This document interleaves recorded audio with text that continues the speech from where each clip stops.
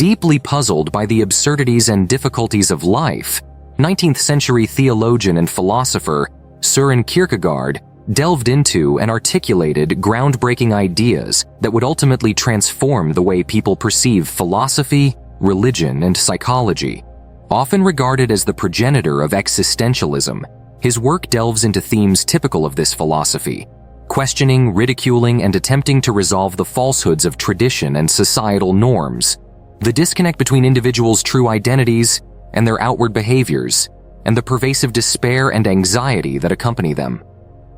Born in 1813 in Copenhagen, Denmark, Kierkegaard was the youngest of 7 children in a wealthy family. From an early age, he was exposed to philosophical discourse, as his father, an avid enthusiast of philosophy, frequently read and discussed it in Kierkegaard's presence.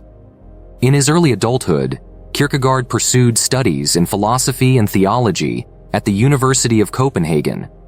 However, he soon grew disillusioned with the historical and philosophical works he encountered there, finding them overly intellectual and disconnected from the lived experience. "What I really need to do," he wrote, "is to get clear about what I am to do, not what I must know." This perspective would ultimately shape the direction of his philosophical endeavors. Adding to his existential outlook, by the age of 22, 5 of his 6 siblings had died, casting a shadow of tragedy and impermanence over his childhood and early adult years, constantly reminding him of life's uncertainty and the potential for misfortune at any moment. During and after his mid-20s, Kierkegaard began writing prolifically, producing numerous books under various pseudonyms as well as his own name before his death in 1855 at the age of 42, likely from severe spinal tuberculosis. One of his most significant and impactful philosophical contributions, which we will focus on here, is his concept of angst. In his book, The Concept of Anxiety, he describes this term as a specific kind of anxiety and dread, not a psychological disorder, but the fundamental existential anxiety that permeates the human condition. Generally, anxiety is an intense emotional response to a perceived threat or challenge, especially one that is unknown or uncertain.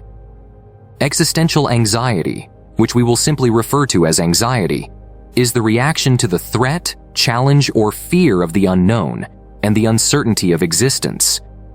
More specifically, it is the feeling of freedom and responsibility within this uncertainty. As Kierkegaard put it, anxiety is the dizziness of freedom. At every moment, we are aware of our freedom, or at least the perception of freedom, to choose and be responsible for how the nearly infinite unknowns and possibilities of life become real through our decisions and actions.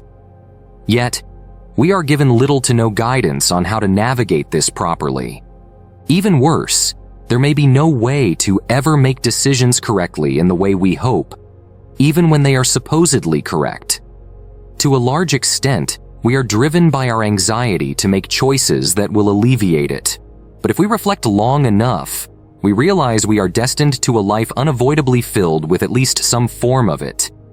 It is as if we are perpetually at a crossroads between the past and the future, equipped with a steering wheel, a dashboard of gauges, and a kill switch, but lacking a brake, an accelerator, a reverse gear, a map, or a navigation system.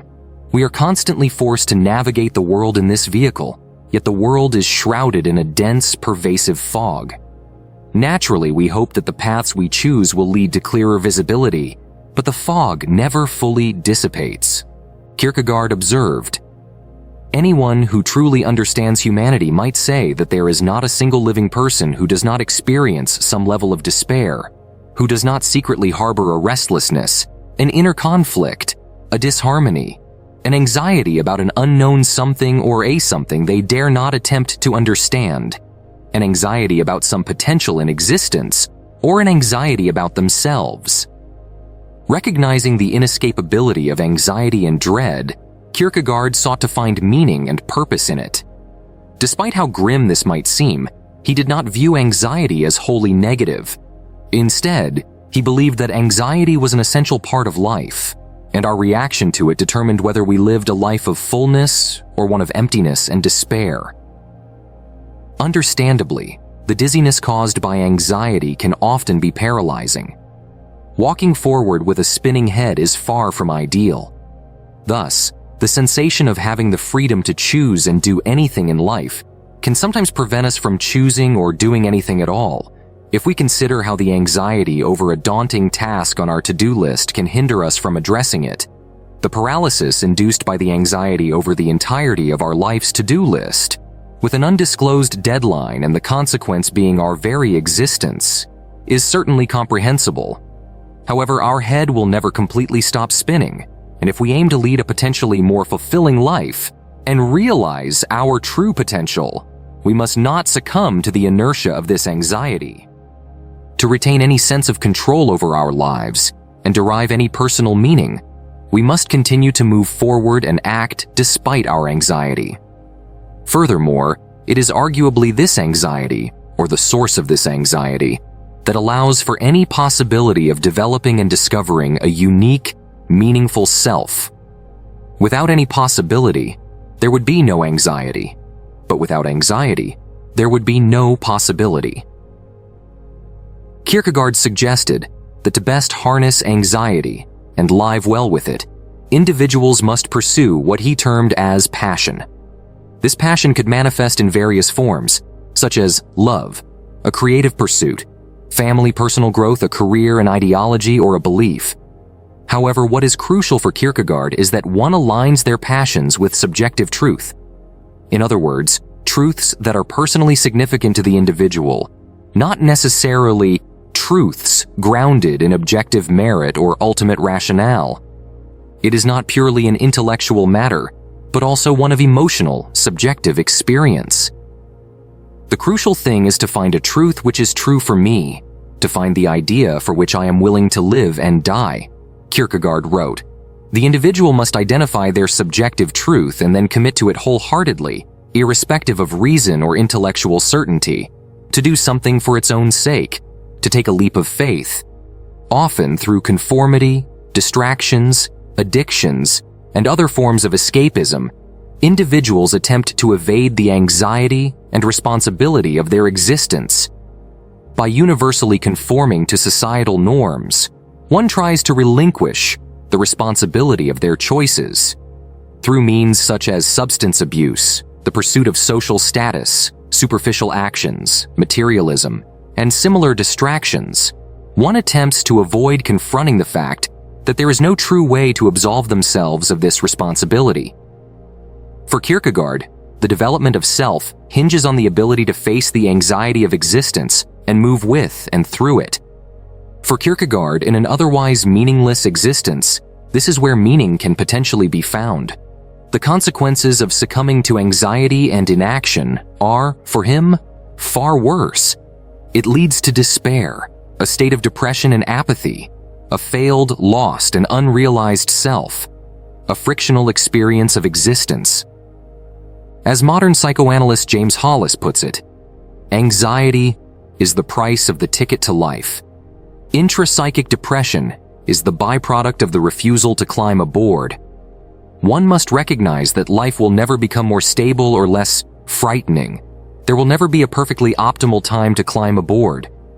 If life is a series of impossible decisions shrouded in uncertainty, we might as well strive to justify it by making decisions that pursue the greatest and most interesting heights and depths of the unknown that we are capable of exploring. Kierkegaard's framework and solution to this problem was faith in the Christian God. But his philosophy, in part, can arguably provide a foundation that is applicable to any subjective view of meaning and purpose. Especially today, anxiety is often perceived as something negative, a weakness or an illness. However, anxiety is arguably a fundamental element embedded in the experience of human consciousness. To feel and to think is to be anxious. Perhaps added to the list of terms we ought to be called is Homo anxietatum, the anxious human. How could we not be anxious? It is a natural response to an intensely unsettling, confusing, and uncertain existence in which we play an unrequested role. And with the increasing number of choices we have access to in the modern world, we are left with even more reasons to fret and more ways to feel responsible when we inevitably fail to quiet our anxiety. But, as Kierkegaard suggested, we must try our best to learn how to live with and through it, to keep moving forward into the unknown, and to take our leaps of faith into what we truly and personally believe makes life worth living and dying for. Thank you for watching this video. If you have any thoughts or questions, feel free to share them in the comments. For more insights into philosophy, psychology, and the human condition, consider subscribing to our channel. Together, we can continue to delve into the complexities of existence and strive to find meaning in our journeys.